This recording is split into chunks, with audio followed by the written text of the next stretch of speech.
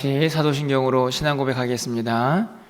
전능하사 천지를 만드신 하나님 아버지를 내가 믿사오며 그 외아들 우리 주 예수 그리스도를 믿사오니 이는 성령으로 잉태하사 동정녀 마리아에게 나시고 본디오 빌라도에게 고난을 받으사 십자가에 못 박혀 죽으시고 장사한 지 사흘 만에 죽은 자 가운데서 다시 살아나시며 하늘에 오르사 전능하신 하나님 우편에 앉아 계시다가 저리로서 산자와 죽은 자를 심판하러 오시리라. 성령을 믿사오며 거룩한 공예와 성도가 서로 교통하는 것과 죄를 사하여 주시는 것과 몸이 다시 사는 것과 영원히 사는 것을 믿사옵나이다. 아멘. 우리 찬송가 289장 찬양드리겠습니다. 289장입니다.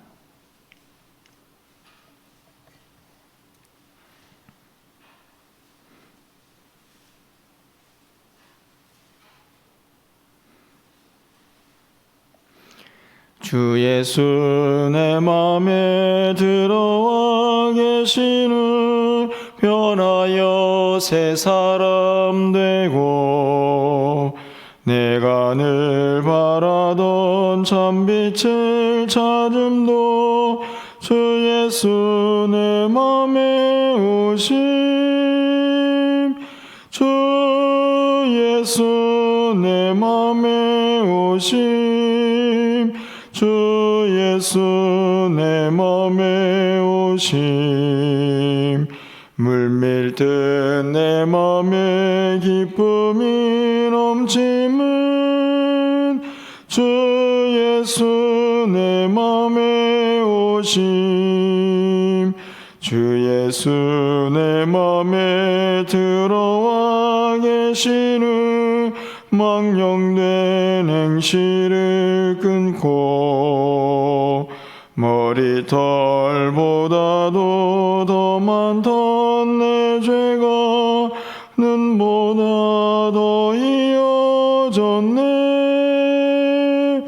주 예수 내 맘에 오심 주 예수 내 맘에 오심 물밀듯 내 맘에 기쁨이 넘침은 주 예수 내 맘에 오심 내 맘에 소망을 든든히 가짐은 주 예수 내 맘에 오심 의심의 구름이 사라져버림도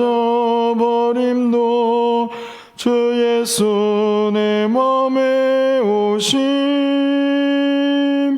주 예수 내 맘에 오심 주 예수 내 맘에 오심 물밀듯 내 맘에 기쁨이 넘침은 주 예수 내 맘에 오심 사망의 음침한 골짜기 가다가 밝은 빛 호련히 비쳐 저 멀리 하늘문 환하게 보임도 주 예수 내 맘에 오심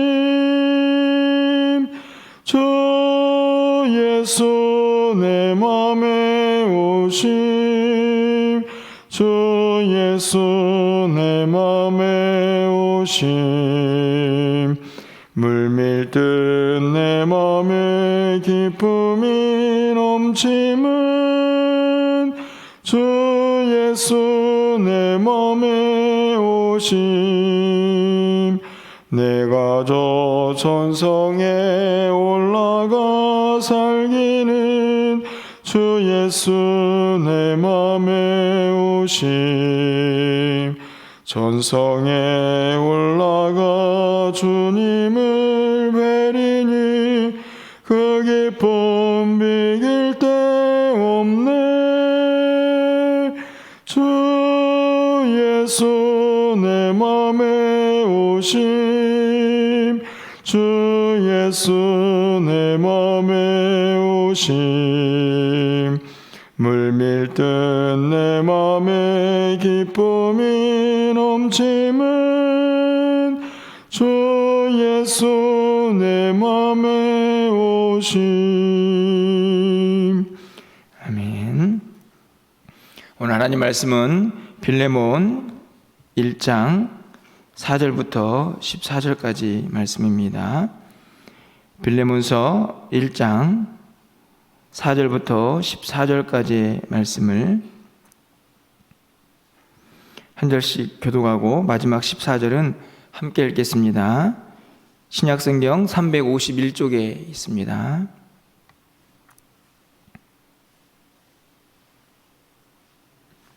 신약성경 351쪽에 있는 빌레몬서 1장 4절부터 14절까지의 말씀을 한 절씩 교독하고 14절 함께 읽겠습니다. 내가 항상 내 하나님께 감사하고 기도할 때에 너를 만합은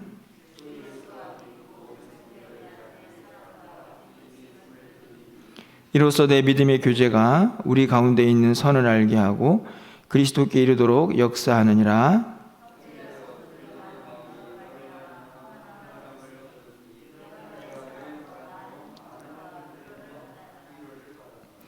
이러므로 내가 그리스도 안에서 아주 담대하게 내게 마땅한 일로 명할 수도 있으나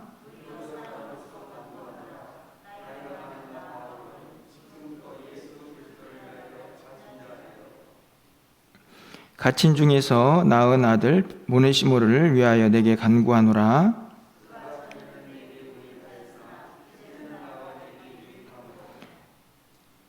내게 그를 돌려보내노니 그는 내 신복이라.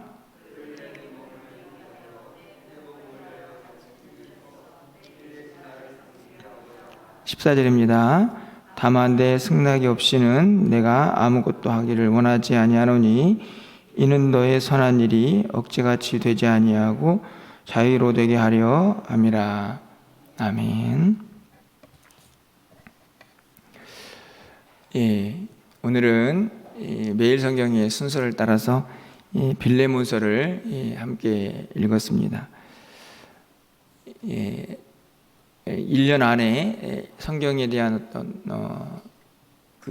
읽는 동안 통독을 위해서 범위를 정하다 보니 거기에 맞춰서 이렇게 성경을 구분하다 보니 이렇게 조금씩 이렇게 들어오는 그런 부분이 있는 것 같습니다.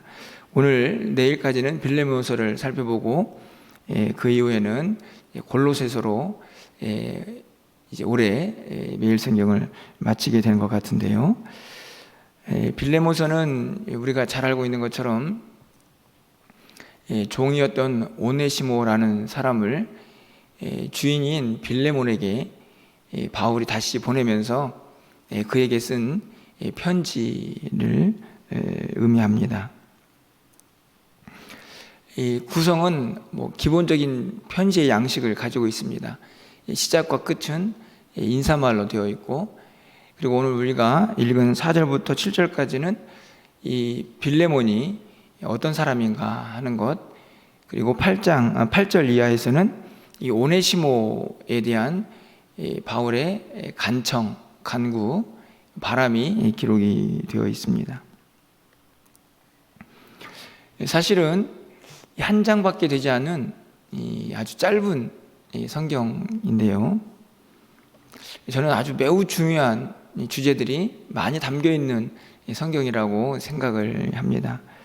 오늘 본문에서 먼저 세 가지 주제를 좀 함께 살펴보면서 기도 제목을 삼으려고 하는데요.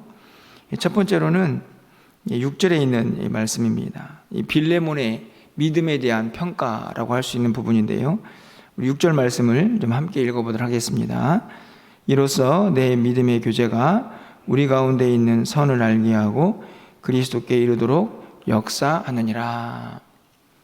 여기서 첫 번째 주제는 저는 믿음의 교제라고 생각이 듭니다. 사귐이죠. 성도에게 있어서 이 교제가 얼마나 중요한가 하는 것을 다시 한번 깨닫게 하는 구절입니다. 아마 빌레몬은 이 믿음의 교제를 아주 잘하는 사람이었다라고 말할 수 있습니다. 네 믿음의 교제가 이렇게 시작을 하고 있기 때문이죠. 이 빌레몬의 믿음의 교제는 어디에서 무엇을 바탕으로 시작된 것인가 하는 것은 5절 말씀을 가서 보시면 주 예수와 및 모든 성도에 대한 내 사랑과 믿음이 있음을 들음이니. 빌레몬은요 믿음의 교제를 아주 잘하는 사람이었는데 그 믿음의 교제는 바로 그리스도를 향한 또 성도들을 향한 사랑, 믿음, 그것에서 출발하고 있는 것을 볼 수 있습니다. 쉽게 말하면 빌레몬은 하나님을 또 성도들을 잘 섬기는 사람이었는데요, 그 섬김을 바탕으로 해서, 그 사랑을 바탕으로 해서 성도 간에 귀한 믿음의 교제를 하는 사람이었다, 이렇게 평가를 할 수가 있는 것이죠. 그런데 이 믿음의 교제가 주는 유익이 바로 이어서 등장을 합니다. 네 믿음의 교제가 우리 가운데 있는 선을 알게 하고 그리스도께 이르도록 역사하느니라. 우리 가운데 있는 선이 무엇일까요? 그냥 선이라는 단어를 놓고 보면 뭐 옳고 그름, 그래서 무엇이 좋은 것인가, 무엇이 마땅히 행할 일인가 하는 것을 분별하는 그런 능력이라고 말할 수도 있겠고요. 조금 더 넓은 의미로 본다고 하면 바로 그 선은 복음이 아닌가 이런 생각이 듭니다. 뭐 어떻게 해석하든지 간에 믿음의 교제를 통해서 그들 가운데 있는 선을 알게 하고 결국에는 그리스도께 이르도록, 다시 말하면 그리스도를 알게 하고 또 그리스도에 더 가까이 다가갈 수 있는 그런 역사를 이룬다, 이렇게 기록이 되어 있죠. 이 말씀을 보면 이 성도 안에 있는 믿음의 교제가 얼마나 중요한가 하는 것을 알 수가 있습니다. 사실은 지금 이 코로나 시대가 되면서 가장 아쉬운 것은 우리 안에 있는 믿음의 교제가 많이 단절되었다 하는 것이죠. 여러분 그렇지 않습니까? 그냥 몇 가지 예를 들어보면 교회에 와서도 이 오후 예배가 없기 때문에 이 2부 예배를 드린 다음에 식사를 하고 또 잠시 성도들과 대화도 나누고 교제를 하다가 오후 예배를 드리고 그런 시간들이 다 사라져 버렸습니다. 뿐만 아니죠.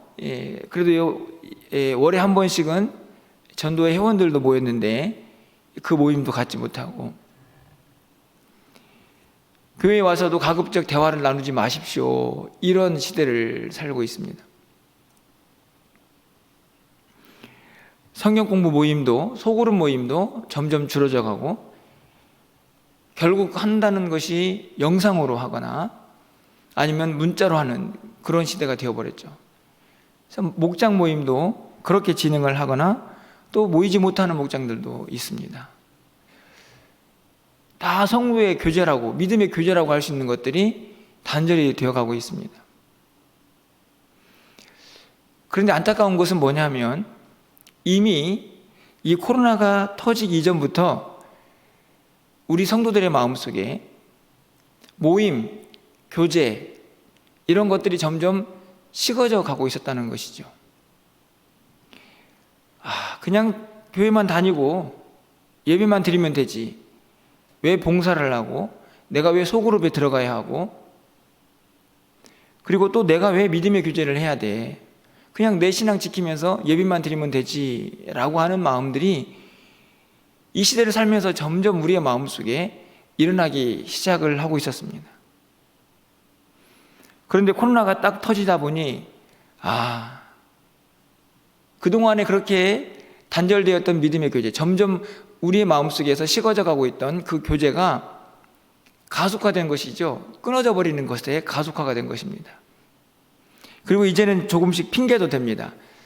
어쩔 수 없지, 모이지 못하잖아, 지금 코로나 시기인데. 저는 이 시대를 보면서 어쩔 수 없이 모이지 못하는, 어쩔 수 없이 행하지 못하는 믿음의 교제, 그것을 아쉬워하기보다는 이 시기를 아주 핑계 삼아서 더 많이 우리의 마음속에 이 교제를 멈추는 것에 대해서 익숙해져 버린 것은 아닌가 하는 생각을 많이 갖게 됩니다. 여러분은 어떠신가요? 믿음의 교제가 점점 식어져 가고 있지는 않습니까? 그런데 오늘 본문에 보면 이 믿음의 교제가 얼마나 중요한가 하는 것을 보여줍니다. 우리 가운데 있는 선, 뭐가 옳은 것인가, 복음의 능력은 무엇인가를 깨닫게 하고 결국에는 그것을 통해서 그리스도께 이르도록 역사한다. 이 믿음의 교제가 얼마나 중요한가 하는 것을 다시 한번 깨닫게 하는 것이죠. 어찌 보면 이 일이 매우 어려운 일이라는 사실을 알 수 있습니다. 이 교제를 위해서는 내 시간도 투자를 해야 하고 때로는 내 물질도 투자가 되어야 하기도 합니다. 다른 사람들과 어떤 부분에서는 얽혀야 하는 부분도 있고 누군가의 이야기를 들어줘야 하고 또 그의 기도 제목을 나눠야 하는 조금은 번거로운 일이 될 수도 있죠. 하지만 믿음 생활은요, 예배만 드리는 것으로 끝이 아닙니다. 그렇지 않습니까? 네 믿음의 교제가 그리스도께 이르도록 역사한다. 주님을 알고 주님이 원하시는 것이 무엇이고 주님이 우리에게 주신 사명, 결국에는 그리스도의 장성한 분량까지 성장해가는 모든 과정 속에 이 믿음의 교제가 얼마나 중요한가를 분명히 오늘 가르쳐주고 있다라고 생각이 듭니다. 뿐만 아니라 이 아름답고 이 귀한 사귐, 이 교제를 누가 하고 있습니까? 빌레몬이 하고 있는 것이죠. 이 믿음의 교제가 중요하다라는 사실과 함께 빌레몬이라는 한 인물이 이 일을 하고 있다는 것을 알 수 있습니다. 다시 말하면 우리 모두도 좀 결단을 해야 한다는 것이죠.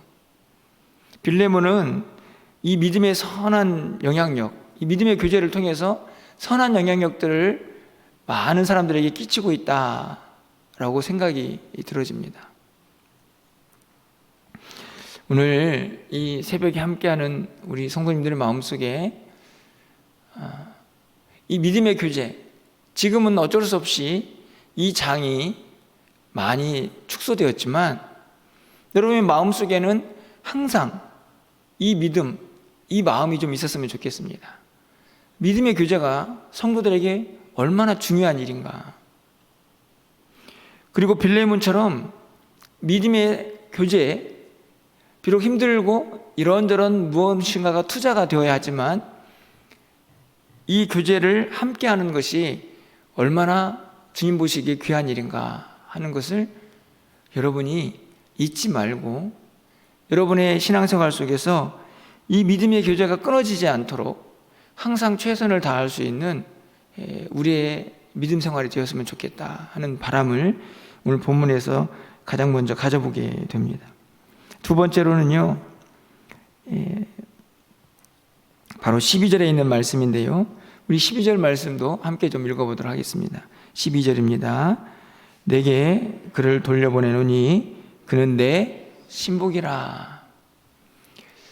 본격적으로 바울이 이 편지를 쓰게 된 이유를 이제 8절 이하에서 드러내는데요. 바울이 이 빌레몬에게 오네시모를 보내면서 하는 간구입니다. 빌레몬에게 명령도 할 수 있는 위치라고 말하면서 하지만 내가 명령이 아니고 간절히 부탁한다. 이렇게 간구를 시작하면서요. 그러면서 이 오네시모가 바울에게 어떤 존재인가 하는 것을 12절이 드러내죠. 내가 너에게 그를 돌려보낸다. 그런데 이 오네시모는 내 신복이다. 여러분, 신복이라는 말 아시죠? 잘 사용하지 않지만 그 의미는 압니다. 이 신복은 한자로 마음 심자 배 복자를 씁니다. 각주를 보면 이 신복은 헬라어로 심장을 의미한다. 그래서 어떤 번역은 심장으로 번역하기도 하고 어떤 번역은 마음으로 번역하기도 합니다. 저는 이 신복이라는 단어에 두 가지 의미가 있다고 생각이 드는데요. 하나는 중요하다라는 중요성, 또 한 가지는 이 사람은 믿을 만한 사람이다 하는 신뢰성, 이 두 가지가 다 담겨져 있습니다.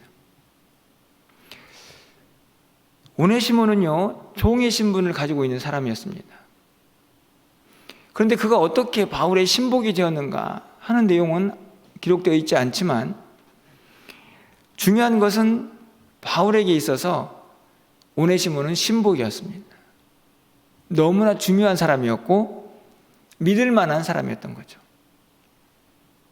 그를 이 빌레몬에게 돌려보내면서 내 신복이니 너에게도 분명히 유익한 사람이 될 것이다 라는 말씀을 하고 있는 것입니다.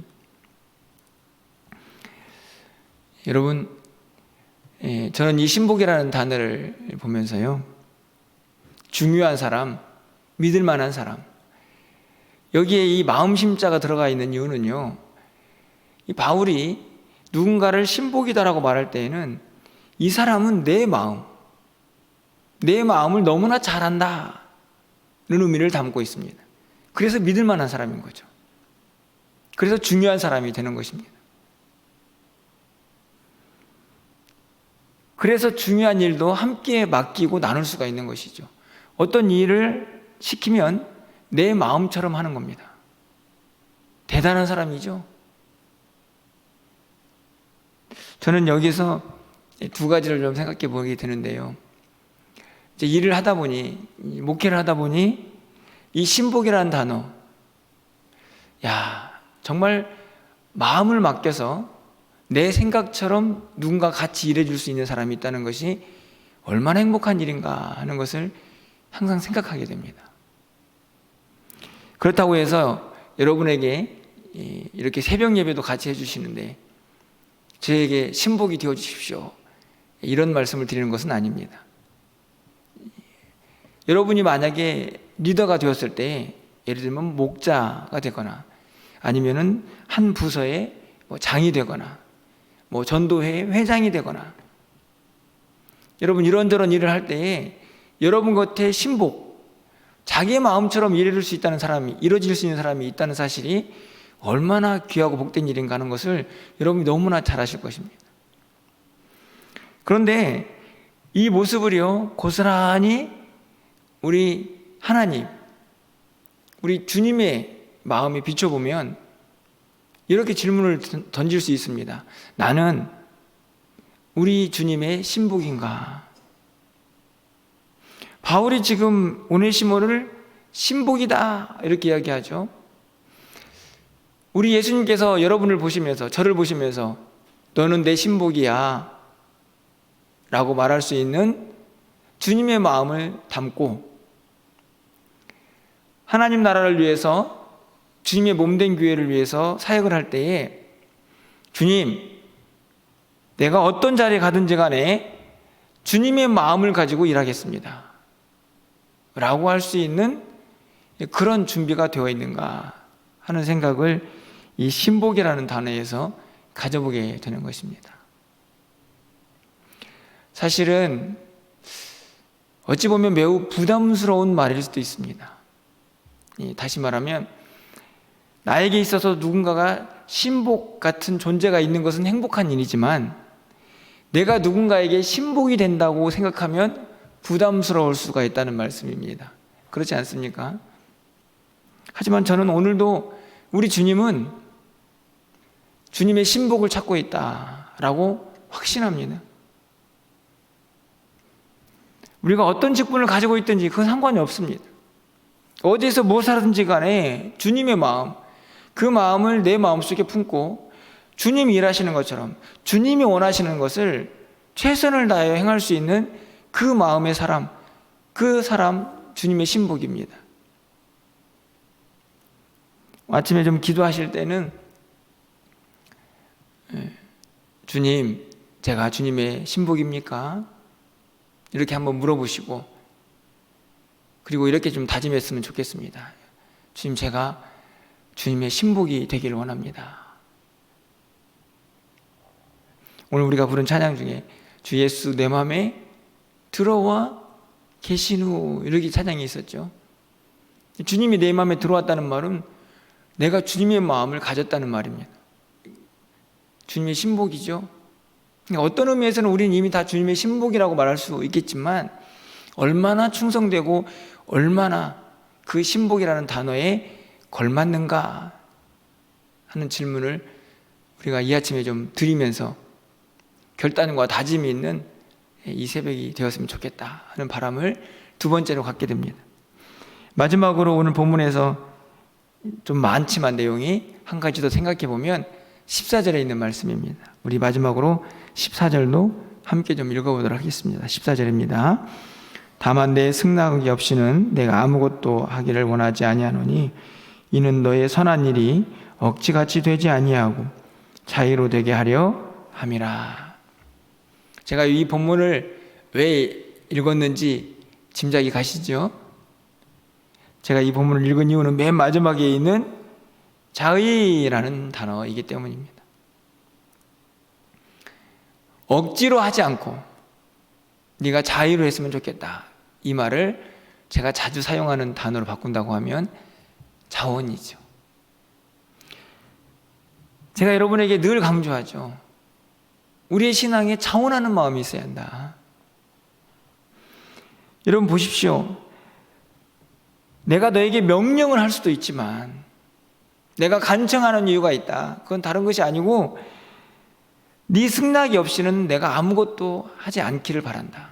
그 말은 억지로 할까봐, 명령으로 하면 오네시모를 받고 싶지 않은데, 야, 바울이 명령을 했으니 내가 받아야지, 이럴까봐 명령이 아니고 내가 너에게 간청을 한다. 네 마음이 자원하는 마음이었으면 좋겠다. 무슨 일을 하든지 간에. 이렇게 바울이 기록을 하고 있는 것입니다. 이 마음이 사실 제 마음입니다. 우리 성도님들이 뭘 하든지 간에 좀 자원하는 마음이었으면 좋겠다. 그 자원하는 마음에 뭐가 있습니까? 기쁨과 감사가 있습니다. 아무리 힘들고 어려워도 내가 자원해서 하기 때문에 행복합니다. 뿐만이 아니죠. 그 안에는요, 충만의 역사가 있습니다. 다시 말하면 내 능력 이상의 결과물들이 나타납니다. 그게 자원의 역사입니다. 여러분, 제가 늘 자원에 대한 이야기 할 때마다 구약시대에 있었던 성막을 지을 때에 예물을 모았던 일, 다윗이 성전을 짓기 위해서 예물을 모았던 일, 거기에 자원이라는 단어가 등장하죠. 더 이상 가져오지 마라 라고 말할 만큼 그 예물이 넘쳐났습니다. 왜 그랬을까요? 자원했기 때문입니다. 자원은 기쁨을 주고, 자원은요, 넘치게 하는 역사가 있습니다. 여러분에게 이제 한 해가 다 저물어 가는데요, 2022년도를 우리가 준비를 해야 되는데, 이 끝자락에서, 한 해의 끝자락에서 여러분에게 오늘 이 세 가지 단어를 좀 꼭 기억했으면 좋겠다 라는 그런 바람을 갖게 됩니다. 믿음의 교제. 믿음의 교제. 이 믿음의 교제가 어떤 상황 속에서도 멈추지 않기를 바라는 결단. 그 다음에 신복. 내가 주님의 신복인가? 그리고 오늘 마지막에 있는 14절에 자원. 저는 이 세 가지만 잘 붙잡고 있어도 주님이 기뻐하시는 믿음 생활을 할 수 있다 라고 확신합니다. 여러분들, 오늘 새벽에 조금 다양한 주제들을 말씀을 드렸지만, 이 빌레몬서의 짧은 한 장에서 내일도 살펴보겠지만 얼마나 중요한 주제들이 다뤄지고 있는지를 여러분이 꼭 기억하시고, 오늘 새벽에는 이 세 가지 주제를 곰곰이 묵상하시면서 한 해를 마감하고 또 새로운 한 해를 준비할 수 있는 이 아침이 되었으면 좋겠다 생각합니다. 여러분 모두에게 그런 은혜가 임하는 귀한 시간이 되기를 간절히 축원합니다. 기도하겠습니다. 사랑의 하나님, 바울이 빌레몬에게 보내는 이 짧은 한 장의 서신서에서 우리 신앙생활에 너무나 중요한 주제들이 다뤄지고 있음을 보게 됩니다. 사랑하는 성도들이 피곤한 몸을 깨워서 이 새벽에 기도하고 있습니다. 하나님, 무엇보다도 오늘 말씀을 나눈 이 세 가지 주제가 우리의 심령 깊은 곳에 분명하게 새겨질 수 있도록 주님 도와주시옵소서. 시대가 악하지만 믿음의 교제 멈추지 않게 하여 주시고, 내가 주님의 신복인가 하는 이 주제도 분명하게 붙잡을 수 있도록 주님 도와주시옵소서. 우리의 모든 신앙생활에 자원하는 마음이 있기를 원합니다.